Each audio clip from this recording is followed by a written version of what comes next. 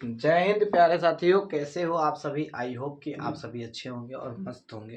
प्यारे बच्चों, पढ़ाई भी कर रहे होंगे। हमने कल आप लोगों को टेंस पढ़ाया था। टेंस का पहचान करना आप लोगों को सिखाया था कि जैसे कि इंडेफिनिट,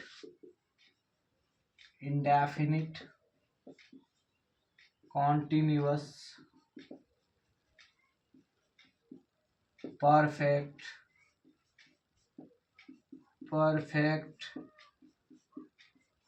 कॉन्टिन्यूअस। प्यारे बच्चों, इंडेफिनिट में आपको क्या देखने को मिलता? ता, ती, ते। ठीक है। कॉन्टिन्यूअस में रहा, रही, रहे। फिर परफेक्ट में चुका, चुकी। और इसमें समय के साथ बताया गया था। कल मैंने आप लोगों को इतना बताया था। अब ध्यान दो। फिर उसके बाद हमने बात किया कि प्रेजेंट, ठीक है, फिर पास्ट और फ्यूचर की। तो मैं आप लोगों को बताया था कि प्रेजेंट के अंत में क्या देखना है हु और हो, है हु और हो। पास्ट के लास्ट में देखना है था, थे और थी, था, थे, थे। फ्यूचर के लास्ट में क्या देखना है बच्चों? एगा, एगी, एंगे और गागेगी। ठीक है, गा, गे, गे। इतना हो चुका था। जैसे आपको दिखा दिया जाए, एक बार एग्जाम्पल के तौर पे आप लोगों को बताना चाहता हूँ। जैसे आप लोगों को बता दिया जाए, राम जाता है, राम जाता है। प्यारे साथियों, राम जाता है, इसमें कौन सा टेंस है, कैसे पहचानेंगे? तो प्यारे बच्चों, मैं कल आप लोगों को बताया था कि है तो हम लोग समझेंगे कि ये क्या है, प्रेजेंट है तो क्या समझेंगे, प्रेजेंट है। और जाता, यहाँ पे ता दिखाई दे रहा है, और मैं आप लोगों को बताया था ता ती ते किसमें दिखाई देता है भैया? इंडेफिनिट में। ठीक है, इसमें इंडेफिनिट में। ठीक है, तो दोनों को जब जोड़ देंगे तो क्या बन गया? Present indefinite. क्या बन गया? Present indefinite. ठीक है, आई होप कि इतना आप लोग समझे थे कल। ठीक है, और आज हम इससे आगे करने वाले हैं।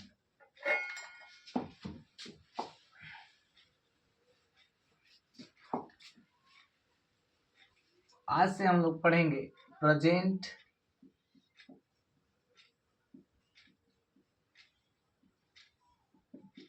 इंडेफिनिट। प्रेजेंट इंडेफिनिट, वर्तमान काल की आदत जन्य क्रिया। इसका हिंदी क्या होगा? वर्तमान काल की अनिश्चित क्रिया। ठीक है, अनिश्चित क्रिया। प्यारे साथियों, वर्तमान काल की अनिश्चित क्रिया। जैसे प्रेजेंट इंडेफिनिट में एग्जाम्पल क्या होगा? राम जाता है, राम जाता है। आप लोगों को बताया गया है कि जब भी दिखाई दे ता तो समझना है इंडेफिनिट, है तो समझना है प्रेजेंट, और दोनों को बनाएंगे तो प्रेजेंट इंडेफिनिट। ठीक है, राम जाता है, राधा नाचती है। ठीक है, वे लोग दौड़ते हैं। ठीक है प्यारे बच्चों, वे लोग दौड़ते हैं। राम जाता है, राधा नाचती है, वे लोग दौड़ते हैं। ये जो है प्रेजेंट इंडेफिनिट का उदाहरण है। जैसे में अब इसको बनाने के लिए आपको स्ट्रक्चर की जरूरत होती है। स्ट्रक्चर का मतलब होता है बनावट। तो इन लोगों को बनाने के लिए, इसको ट्रांसलेट करने के लिए आपको कुछ स्ट्रक्चर की जरूरत होगी। ठीक है, तो स्ट्रक्चर क्या है प्यारे बच्चों? ध्यान देंगे, सब्जेक्ट, वर्ब, वर्ब का अब सुनो, V1 या V5 यानी कि वर्ब का पहला रूप या वर्ब का पांचवा रूप, फिर उसके बाद ऑब्जेक्ट। अब ध्यान देंगे सब्जेक्ट किसको कहेंगे प्यारे साथियों। तो सब्जेक्ट किसको कहेंगे, तो आप कोई भी सेंटेंस में कौन से प्रश्न करेंगे, कौन से प्रश्न करेंगे और जो आपको आंसर मिल जाएगा वही क्या हो जाएगा, सब्जेक्ट। हिंदी में कर्ता, ठीक है, हिंदी में कर्ता, ठीक है। जो एक्शन हो रहा होगा, जो काम हो रहा होगा वो वर्ब होंगे, और जिस काम को किया जा रहा होगा, ठीक है, जैसे आपको बताएंगे राम जाता है, राम जाता है, राम जाता है, कौन जाता है, बोलो राम जाता है, कौन जाता है, तो प्यारे बच्चों राम जाता है। तो राम क्या है, सब्जेक्ट है। राम क्या है बच्चों, राम जो है सब्जेक्ट है। जाना, जाना क्या है भाई, जाने का काम हो रहा है, ठीक है, कहीं जाने का काम हो रहा है, तो जाना क्या हो जाएगा, वर्ब, यानी जाता क्या हो जाएगा बच्चों, वर्ब। अब इसमें कुछ ऑब्जेक्ट नहीं है, जैसे अब आएगा बात राम पटना जाता है, तो पटना हो जाएगा यहाँ पे ऑब्जेक्ट, ठीक है। राधा नाचती है, राधा नाचती है बच्चों, राधा नाचती है, कौन नाचती है, राधा नाचती है, कौन नाचती है, राधा नाचती है। तो बच्चों राधा क्या हो जाएगी, सब्जेक्ट हो जाएगी, राधा क्या हो जाएगी, सब्जेक्ट हो जाएगी। कौन सा काम हो रहा है, नाचने का काम हो रहा है, तो नाचना, नाच क्या है बच्चों, डांस क्या हो जाएगा, वर्ब हो जाएगा। कोई दिक्कत आप लोगों को नहीं हो रहा होगा। वे लोग दौड़ते हैं बच्चों, कौन लोग कौन दौड़ता है, वे लोग, तो वे लोग क्या हो जाएंगे, सब्जेक्ट हो जाएंगे। कौन दौड़ता है भाई, वे लोग दौड़ते हैं, यानी कि उससे प्रश्न करो और जो आंसर आपको प्राप्त हो रहा है, आंसर वही क्या बनता है, सब्जेक्ट बनता है, ठीक है प्यारे बच्चों। यानी कि आप लोग सीखे वे लोग दौड़ते हैं, कौन दौड़ता है, वे लोग दौड़ते हैं, ठीक है। तो इसमें सब्जेक्ट कौन बनेगा, इसमें सब्जेक्ट कौन बनेगा, वे लोग, ठीक है। क्या करते हैं भाई, दौड़ते हैं, तो दौड़ना क्या हो जाएगा, वर्ब हो जाएगा, क्या हो जाएगा, वर्ब हो जाएगा। आई होप कि आप लोगों को इतना कंसेप्ट भी समझ में आया होगा प्यारे बच्चों। जब आप पढ़ेंगे स्ट्रक्चर में तो होता है सब्जेक्ट V1 या V5 प्लस ऑब्जेक्ट। अब समझेंगे कि V1 या V5 में V1 जो होता है, V1 जो होता है वो क्रिया का मूल रूप होता है, क्रिया का मूल रूप होता है। क्रिया का मूल रूप का मतलब होता है कि जो, जैसे आप गो मतलब जाना होता है, ठीक है, तो जाना का जाना ही होगा, तो ये क्या हो जाएगा, क्रिया का मूल रूप, उसमें कोई परिवर्तन नहीं किया जाएगा। यानी कि गो, कम, रन, रीड, ये क्या हो जाएंगे, V1 है, ये क्या है, V1 है बच्चों, क्या है बच्चों, ये V1 है। V5 में क्या करेंगे, तो V5 में कुछ करना नहीं है, V1 में यस या ES को जोड़ देना है, V1 में यस या ES को जोड़ देना है, ठीक है बच्चों। V1 में क्या जोड़ देना है, यस या ES को जोड़ देना है। बाकी अब समझेंगे कि V1 में जब यस या ES को जोड़ देंगे तो क्या बन जाएगा, V5 बनेगा। जैसे गो जो है V1 है, इसमें यस जोड़ना है, ES जोड़ना है, ये भी समझ लीजिए कहाँ यस जोड़ता है और कहाँ ES जोड़ता है। तो देखिए बच्चे, जब वर्ड के अंत में, जब वर्ब के अंत में जो वर्ब वाला वर्ड होता है उसके अंत में वॉवेल लगा होता है, वॉवेल लगा होता है, तो उसमें क्या लगेगा, यस का प्रयोग होगा, यस का प्रयोग होगा, जिसके अंत में जैसे आपको बता दिया जाए गो। अब यहाँ पे क्या लगेगा बच्चों, यहाँ पे लगेगा ES लगेगा बच्चों, क्या लगेगा बच्चों, ES लगेगा। कम में क्या लगेगा, देखो ये पहले ही से मौजूद है, ये लगा देने का, यानी कि यस इसमें भी लग गया, काउंट्स हो जाएगा। अच्छा और कुछ बताइए, जैसे रन, अब रन है, यहाँ पे क्या है, वोवेल है या कॉन्सोनेंट है, कॉन्सोनेंट है, तो इसमें क्या लगाने का, यस लगेगा। ठीक है, इसमें क्या लगेगा, यस लगेगा। अच्छा रीड, रीड इसमें यस लगेगा बच्चों या यस लगेगा, तो यस लगेगा। क्यों यस लगेगा बच्चों, क्योंकि ये जो है कॉन्सोनेंट, क्या है बच्चों, डी क्या है, कॉन्सोनेंट है, और उसके बाद हमको क्या लगा देना है, जब कॉन्सोनेंट होता है तो यस लगा देने का। ठीक है, जब कॉन्सोनेंट होता है तो क्या लगा देने का बच्चों, यस लगा देने का। ठीक है, कॉन्सोनेंट लगेगा तो यस लगाने का। चलिए अब आएंगे, ध्यान देंगे अभी, राइट का मतलब क्या होता है बच्चों, लिखना, राइट का मतलब लिखना, यस में यस लगेगा कि यस लगेगा, अच्छा यस तो लगाएंगे नहीं क्योंकि ये पहला ही से मौजूद है, लगा देने का यस, कोई दिक्कत नहीं है। यानी कि आप लोग सीखे होंगे कि जिसके अंत में वोवेल होंगे उसमें यस लगता है, जिसके अंत में कॉन्सोनेंट होंगे उसमें क्या लगता है बच्चों, तो उसमें यस लगता है। आई होप कि आप लोगों को इतना समझ में आया होगा। फिर भी अभी देखेंगे कि अब V1 कहाँ लगेगा भैया, V1 कहाँ लगेगा, V5 कहाँ लगेगा। तो देखो बच्चों V1 कहाँ लगता है, एक से अधिक नाम के साथ, जैसे एक से अधिक नाम के साथ, एक से अधिक नाम के साथ V1 का प्रयोग करेंगे, जैसे राम और श्याम, राम और श्याम। ठीक है, वे लोग। ठीक है, फिर देखेंगे यू के साथ क्या लगेगा बच्चों, V1 लगेगा। दे के साथ क्या लगेगा बच्चों, V1 लगेगा। वी के साथ क्या लगेगा बच्चों, V1 लगेगा। फिर आई के साथ क्या लगेगा बच्चों, V1 लगेगा। ठीक है, यानी कि एक से अधिक नाम तथा यू दे वी आई के साथ क्या लगते हैं, क्या लगते हैं बच्चों, तो V1 लगता है।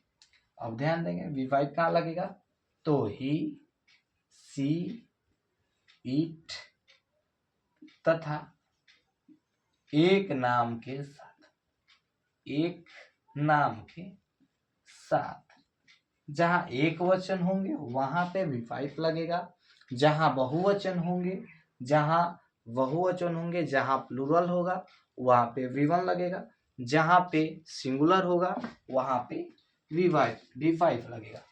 आई होप कि इतना आप लोगों को समझ में आ रहा होगा। ठीक है प्यारे बच्चों, V5 कहाँ लगेगा, तो V5 कहाँ लगेगा आपको बता दिया गया है। V5 कहाँ लगता है, ही, सी, इट तथा एक नाम के साथ V5 का प्रयोग होता है। एक से अधिक नाम के साथ यू, दे, वी, आई के साथ क्या लगता है बच्चों, तो V1 लगता है। आई होप कि आप लोगों को इतना समझ में आया होगा, आई होप कि आप लोगों को इतना समझ में आया होगा। चलिए बच्चों, प्रेजेंट इंडेफिनिट टेंस में आप लोगों को स्ट्रक्चर बता दिया गया। स्ट्रक्चर क्या था, सब्जेक्ट V1 या V5 प्लस ऑब्जेक्ट। ऑब्जेक्ट क्या या किसको से प्रश्न करना, जो आंसर प्राप्त हो जाएगा वो आपका ऑब्जेक्ट होता है। अब भाई ध्यान देंगे, जैसे आप लोगों को बताया गया था, जैसे क्या था, राम जाता है, राम जाता है। सबसे पहले आप लोग पहचानना सीखिए, है तो कौन सा टेंस है भैया, प्रेजेंट है तो प्रेजेंट है। अच्छा ता है क्या लगेगा, इंडेफिनिट, अच्छा प्रेजेंट इंडेफिनिट। ठीक है प्यारे बच्चों, और प्रेजेंट इंडेफिनिट का स्ट्रक्चर बोलता है सब्जेक्ट लगाओ V1 या V5, फिर उसके बाद ऑब्जेक्ट। अब ध्यान देंगे, कौन जाता है, राम जाता है, राम क्या हुआ, सब्जेक्ट, तो पहले सब्जेक्ट लगा देने का, पहले सब्जेक्ट लगाने का। अब बताओ राम एक है, राम एक है, तो मैं आगे इससे पहले बताया कि जब एक नाम होता है तो उसके साथ क्या प्रयोग होता है, V5 लगता है, और V5 में जाना का क्या होता है बच्चों, गो। और अभी बताए यहाँ पे वॉवेल है तो इसके साथ क्या लगेगा, गोस, राम गोस टू, कहीं जाता नहीं है तो राम गोस। ठीक है बच्चों, कहीं नहीं जाता है, अगर पटना जाते हो तो राम पटना जाता है तो राम गोज टू पटना। जैसे राम दिल्ली जाता है, राम दिल्ली जाता है। ध्यान देना बच्चों बोर्ड पे, राम दिल्ली जाता है। यहाँ पे देखो ये कौन सा टेंस है बच्चों, ये है भैया प्रेजेंट टेंस। प्रेजेंट टेंस क्या बच्चों, प्रेजेंट। यहाँ पे देखो ये देखो तातीते किस में आता है बच्चों, इंडेफिनिट में आता है बच्चों। तो क्या बन गया भाई, प्रेजेंट इंडेफिनिट टेंस। अच्छा कहाँ जाता है राम, कौन जाता है, पहले तो कौन जाता है, राम जाता है। राम क्या हुआ, सब्जेक्ट हुआ, राम क्या हुआ, सब्जेक्ट हुआ। कहाँ जाता है भाई, कहाँ जाता है, यानी कि दिल्ली जाता है तो दिल्ली क्या है, ऑब्जेक्ट हो गया। चलिए दिल्ली ऑब्जेक्ट हो गया। अब ध्यान देंगे कहाँ जाना है तो गोज, क्यों, क्योंकि राम एक है। और कहाँ जाता है भैया, तो दिल्ली जाता है। अब ध्यान देंगे ये प्रीपोजिशन के तौर पे आ जाएंगे, ठीक है। Ram goes to Delhi, Ram goes to Delhi. I hope कि आप लोग ये कंसेप्ट भी समझे होंगे, सीखेंगे बच्चों। Ram goes to Delhi. तो आप लोगों के लिए एक आप लोगों के लिए सेंटेंस दे रहा हूं हिंदी में, आप लोग उसको कमेंट बॉक्स में ट्रांसलेट करके, कमेंट बॉक्स में ट्रांसलेट करके भेजिएगा। राम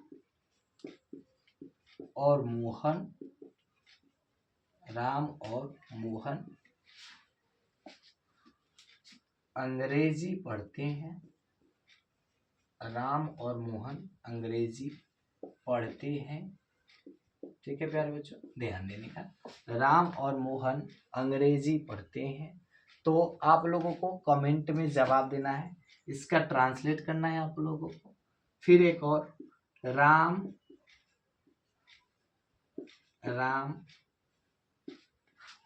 और सोहन झूठ बोलते हैं,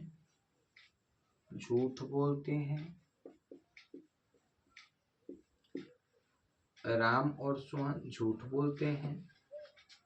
एक और दे देना बच्चों आप लोग, रीता और गीता गीत गाती हैं।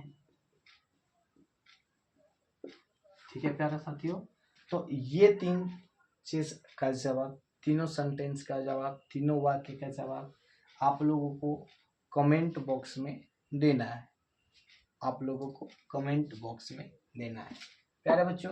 अब आते हैं हम लोग नेगेटिव सेंटेंस की तरफ। ये था अपने का अफर्मेटिव, अब हम लोगों का आएगा नेगेटिव सेंटेंस। नेगेटिव सेंटेंस प्यारे बच्चों, नेगेटिव का मतलब होता है, नेगेटिव जो वर्ड है नेगलेक्ट शब्द से बना है। और नेगलेक्ट का अर्थ होता है नकार देना, ठुकरा देना और मना कर देना। यानी कि किसी बात को ठुकरा देना, किसी बात को मना कर देना क्या कहलाता है, नेगेटिव कहलाता है। जैसे आप लोगों को कोई बोला, ए सुनो आप अंग्रेजी पढ़ाते हो, तो क्या बोलोगे, नहीं मैं अंग्रेजी नहीं पढ़ाता हूँ, नहीं मैं नहीं अंग्रेजी पढ़ाता हूँ।